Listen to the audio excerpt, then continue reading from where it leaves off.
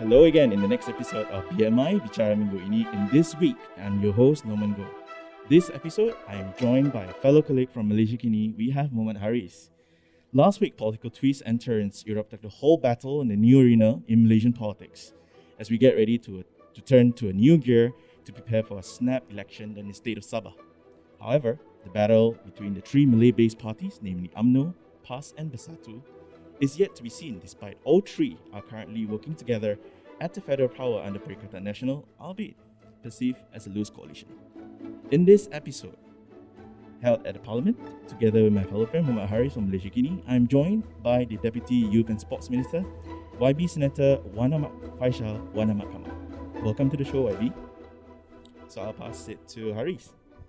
Okay, for the first question, we will giving you a warm-up question first. Okay, it has been almost 5 months you serve as the Deputy Minister in the Youth and Sports Ministry. Can you tell us a little bit about your performance in the ministry so far? Well, thus far, we are about 5 months in the office. But as for me, myself, I've been there for almost 2.5 years, where I served the previous minister as his special functions officer.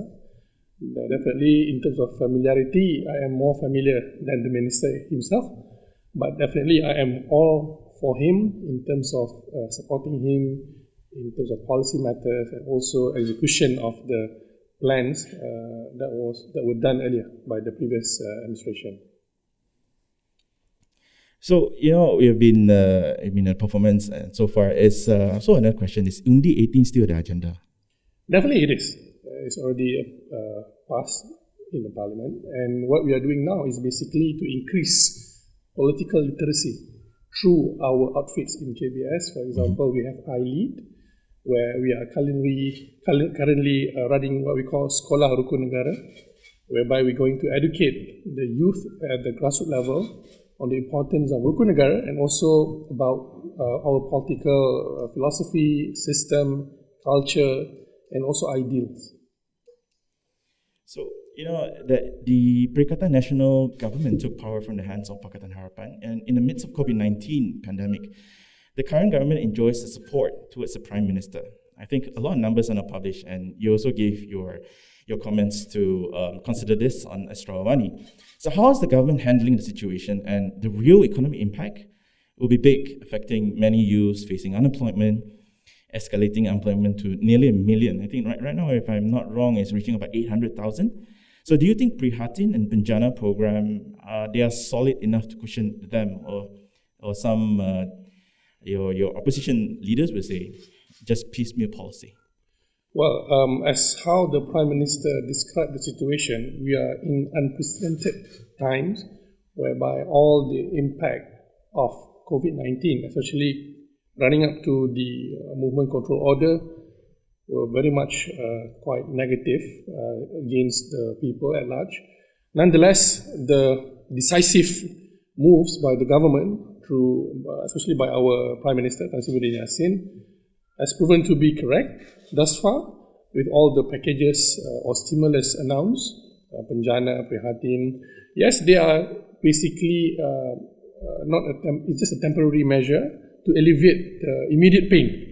But the more important one, I believe, will be addressed later, especially in our implementation of Shared Prosperity 2030, which within the vision itself, we have two Malaysian plan coming up, the 12th Malaysian plan and the 13th Malaysian plan. So if you want to know how the government is going to remedy structural issues, these are the two major documents for us to scrutinize later. So just a teaser to some of our listeners, maybe, should we expect something big coming in the budget 2021? I believe so. So maybe some teaser, would you like to share? I know maybe the minister will talk about it. But from my side, I believe the feeling in this current government is that we are pro-people. Yeah, definitely there will be many populist policies coming that are going to be implemented, because we all know that if the people are not with the government, the stability of the coalition will be affected. So definitely, I think Tan Sri Yassin knows the current situation, and hence you can see some semblance of these ideas in the Penjana and Prihatin. So we're going to ramp up the gear a little bit, moving into politics. So some listeners may not know, I would like to congratulate first YB Wan Fayhsal has recently won a division chief post in Titi Wangsa, and then last night you have a meeting. And also in the run for a top post in the Bersatu Youth Wing, Armada, in a straight fight against fellow exco Muzammil Ismail. With the departure of his founder, Syed Saddiq, who was also the Muar MP and the former Youth and Sports Minister, whom you have worked with, how has Armada changed or not? Basically, within the past few months, during the political turmoil, Armada was split into at least two camps. Those who are with Tun Mahathir and those who are with the party.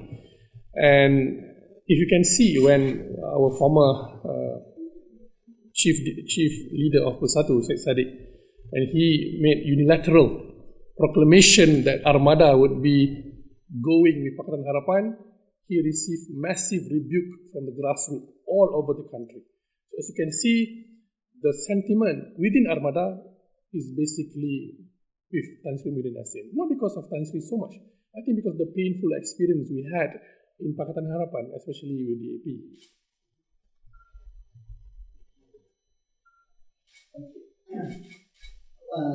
What was your position after Sheraton move? And you were seen together with YB Syed Saddiq's camp initially, but later on you shifted your allegiance to Tan Sri Muhyiddin as he was sworn in as the 8th Prime Minister. Why did you choose to go with Tan Sri Muhyiddin instead of Tun Mahathir? First and foremost, I would like to make it very clear and firm that there's a false dilemma viewed by outsiders on how Bersatu members view Tun Mahathir and Tan Sri Muhyiddin Yassin. We, despite our differences with Tun Mahathir, will always honour him as our statesman and founder of the party. Nonetheless, we follow the direction of the party as how it was decided in the High Council meeting on why we decided to leave Pakatan Harapan. And we have seen for the past 22 months, we all know that Tun Mahathir would never allow Anwar to become Prime Minister. That is given among all ordinary members of Bersatu. So when things happen, it happened so fast within that week. I was basically caught off guard as well. And after I listened to Tan Sri Muhyiddin's explanation on why he opted to leave Pakatan Harapan and also and suddenly became Prime Minister, I felt that it was a satisfactory answers given by him, and hence that I think the best way to move forward as a party is to stick with Tan Sri Muhyiddin Yassin. So basically we are bound by the party's direction rather than individual affection. What do you think about Bersatu's relationship with DAP during under Pakatan Harapan? What's your personal view? Well, it was, from my personal view, it was quite a dissonance, I must say. A dissonance because Bersatu most of Bersatu members used to be in UMNO. And when we were in UMNO, we were very much antagonistic towards DAP. So during that 2 years together, I think we Bersatu members are very much patient and also try to basically moderate our views on many things that are controversial in nature. So it is not a happy relationship, but I think there's a mutual respect as well, especially to those DAP leaders who are very much moderate in nature and professional in their working as a minister, like for example Anthony Loke, even my former colleague Stephen Sim, my predecessor. These are people who I think the Malays could generally support, but we don't buy into the AP's ideology. That is definitely a no-no. On that note, right, say even some in Bersatu Armada who are aligned to former Armada chief Syed Saddiq saw what you did as a betrayal to him, backstabbing him after he had taken you under his wing in KBS during Pakatan Harapan's time in power. So what do you say about that? Well, again, if you view things in a very personal manner, definitely the word betrayal is popular nowadays to describe all those who are with Tan Sri Muhyiddin and Azmin Ali, for example. I think this is incorrect. I think what we are doing is basically towing the party's line. I am a party member first. Yes, I worked under Syed Saddiq before, and I really respect him as my former boss and also my best friend. But when it comes to political party, when it comes to direction of the party, the constitution and the institution of the party comes first, above all other personalities, including Tuan Mahathir. So in that respect, what Tuan Tan Sri Muhyiddin has done is basically correct, along the lines of party constitution and also the decision made in the High Council meeting. So you're saying that at personal level, you and YB Syed Saddiq is still friends? Yeah, we hug each other in Parliament. I'm just a few days back. Yeah, I mean, there's no personal vendetta against it. No. It's just how the people outside view. Yes, definitely. Okay. I think you will be facing a straight fight against Muzammil Ismail for the Bersatu Youth Chief post. And of course, you're in an advantage given that you were appointed as a senator and also you have the position as the deputy minister. Are you confident of winning the seat? What role will you play and bring for Armada in Bersatu? Yes, thank you for that question. I'm confident but cautious in the sense that I know my opponent, Saudara Muzammil, is someone who is very respectable at the grassroots level. He has done earlier job than me in campaigning at the grassroots level, and he's not bound by any heavy work like myself, who are in charge of ministry, have to sit in parliament. But nonetheless, I think with the vision that I'm carrying with, and also the support I receive from various states, especially Sabah, because my running mate is Sabah, the Caesar Mandela Malakun. So I'm confident in that sense that I will get enough support to secure that position. And also, I'm aware that Muzammil is also working very hard at the moment to give a good challenge against me, and I leave it to the grassroots to decide. Okay, now talking a bit about your political career. Okay, who do you see as your idol in politics and why? Who do you look up to? From the civil movement perspective, definitely I am very much into Malcolm X, because I believe in his struggle for equality and the manner he preached his messages throughout the world before that. So, and his bravery, his courage in facing the discrimination in the US, and how he was enlightened by Islam as a religion of peace and equality.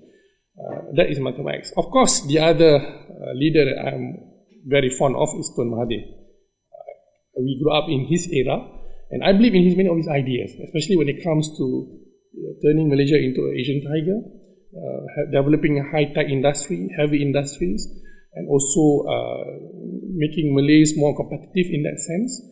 And I believe he is a giant as an Asian and global statesman, and that's why I'm adore of him. It's interesting that one of your idols is Malcolm X, who is very against discrimination, against oppression. So what do you think about what the government is doing now in terms of racial discrimination and oppression? Well, again, when it comes to this issue in Malaysia, I think many people view the issue in a different light, or in a very wrong context. For example, recently, Yang Muhammad Khalid Samad made a statement about ketuanan Melayu as equivalent to white supremacy, which is very wrong. I've answered this many times in Twitter, in Facebook, in various forums, that discrimination in Malaysia, if you make it or you meant it to be as part of affirmative action, the special Bumiputra rights, I don't think that's correct. So I believe the discrimination in the US is more basic in nature, whereas in Malaysia, it is basically positive discrimination, if I could put it in that way, where we need to give some handicap to the Malays and the Bumiputra because they have been maligned with injustices during the colonial period. Of course, this cannot be running forever. There must be a special measure to modulate the interventions. I believe we are nearing that period. And hopefully government is persistent in implementing positive and progressive affirmative action so that we can really have an egalitarian and equal and just society. Okay, if you are chosen to contest in the next general election, people say that the next general election may be just around the corner.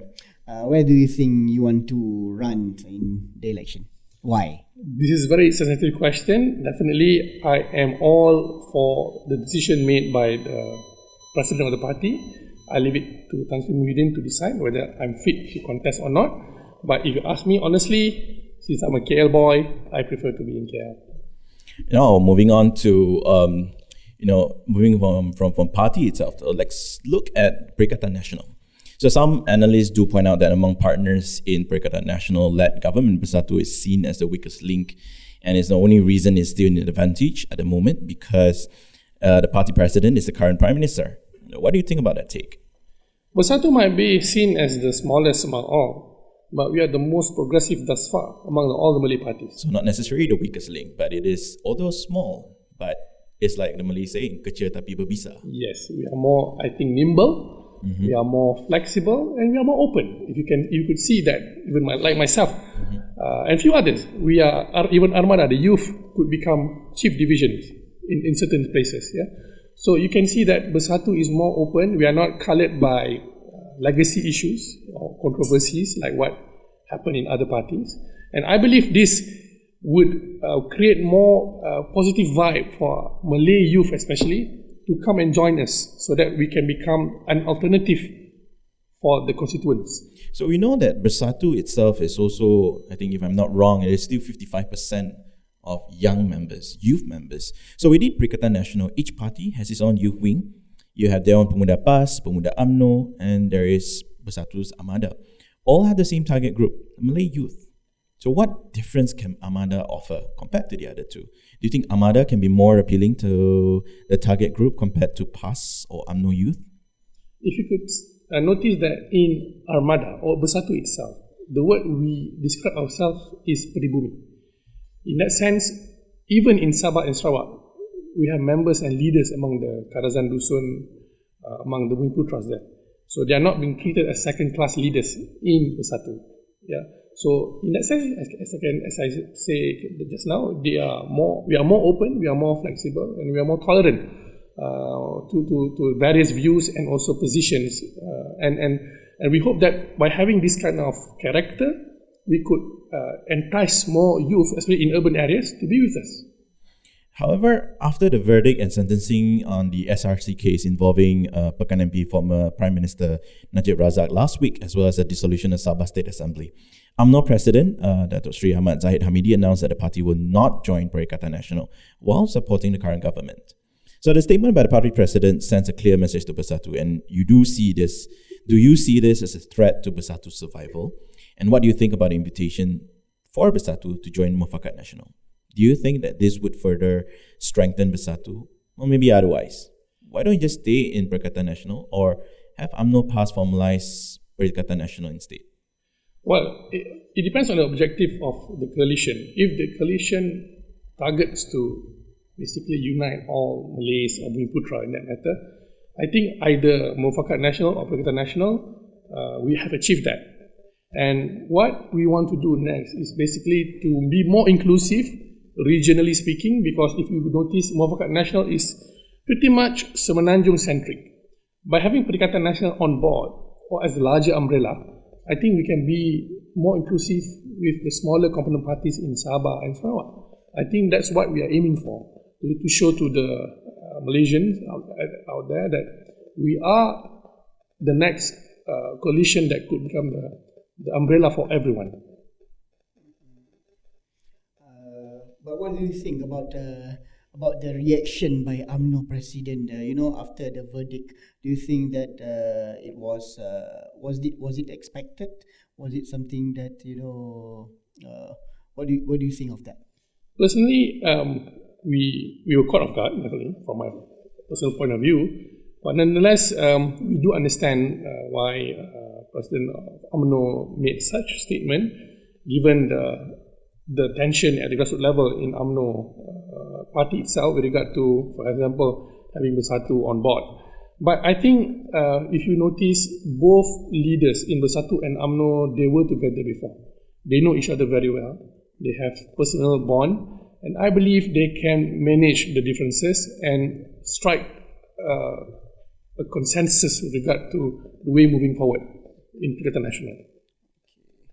In view of the upcoming Sabah state election, how will the parties within the Perikatan Nasional or Mufakat Nasional work in the seat allocation? Do you think that Sabah Bersatu,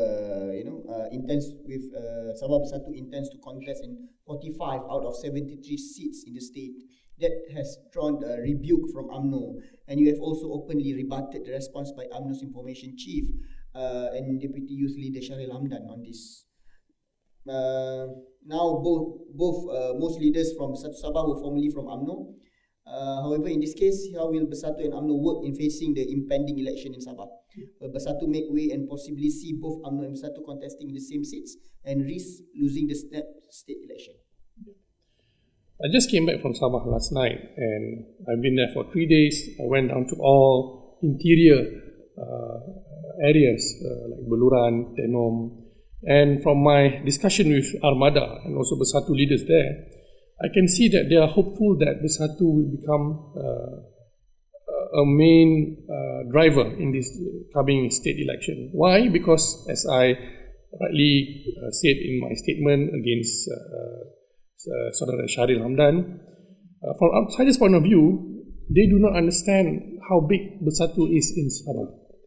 We have 500 cawangan or branches, and we have about 25 divisions and thousands of members. In fact, it's the largest group throughout Malaysia. So definitely the popularity of Bersatu in Sabah is quite big and is a force to be reckoned with. So I believe what has been said by the head of the state, Datuk Seri Panglima Haji G, is just a statement, not something that he would like to bulldoze through right away. We are ready for negotiation with UMNO and other parties in Sabah, and hopefully we can arrive at consensus that there will be at least 2 corner fights against Warisan. I'm just also interested to know, will this time will Bersatu put up a lot younger candidates this time in Sabah?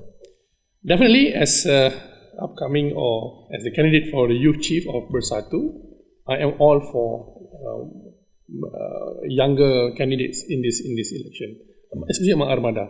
And I've seen there are many contenders among the Armada to contest in the state election, and I will definitely fight for them. We move to one of the last questions that we have today. And the opposition leaders in Pakatan Harapan are in the view that Perikatan Nasional is weak, loose coalition at the helm of the administration. So with impending possible snap election at the national level, what sort of relationship Bersatu has with its partners as the government, working together with UMNO PAS from Muafakat Nasional and also BN component parties, as well as Gabungan Parti Sarawak?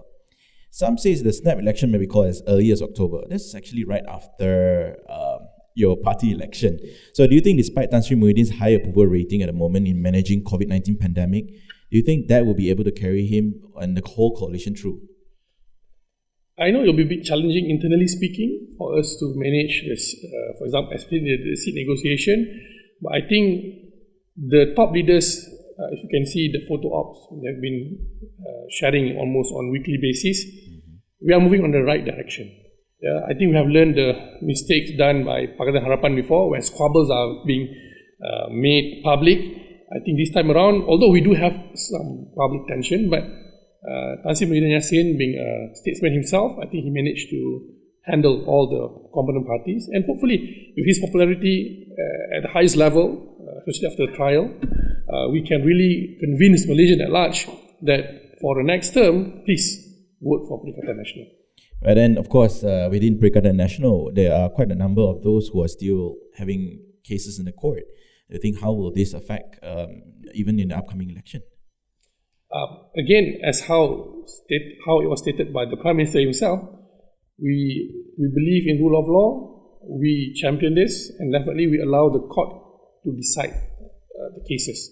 And we will not compromise about this.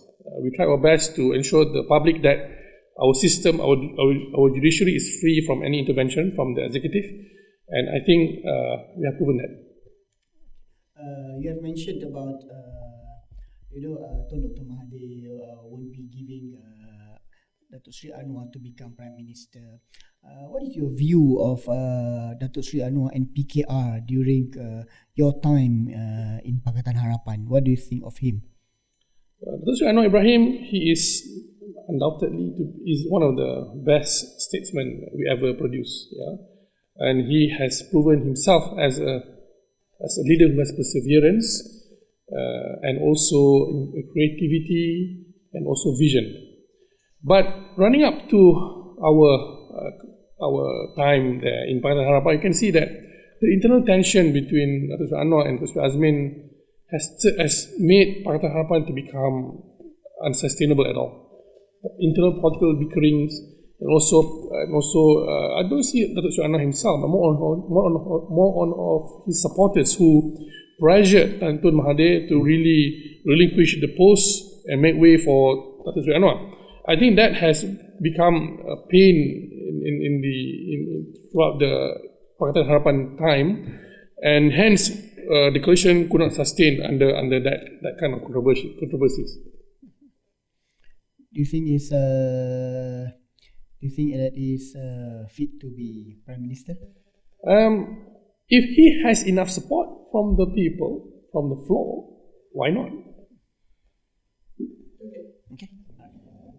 All right. I think that actually wraps up our interview today. I think you're all right. I mean, for about 30 minutes, and despite your busy schedule, you're here. And thank you so much, YB. Thank you. So despite your short notice, I'm honored to have you on board on the show to share your insights and thoughts. And I wish you the best in the upcoming party elections. May the force be with you. So you're listening to Bicara Minggu Ini, covering current affairs and politics, and you can listen to the stories and interviews on Spotify, Anchor, Google Podcasts, and Apple Podcasts and iTunes. For more updates and stories, if you have any suggestions, you can tweet to me at I'mNonGo, and my colleague here from Malaysiakini, Muhammad Haris, at Haris Muhammad MOHD_M_Kini MKINI. And you can also follow the Deputy Youth and Sports Minister, YB Senator Wan Ahmad Fayhsal, on Twitter too, at WANFAYSHAL, Wan Fayhsal. Very easy to locate him. You can look at his smile in his profile photo. That's him. So thank you so much and have a great week ahead.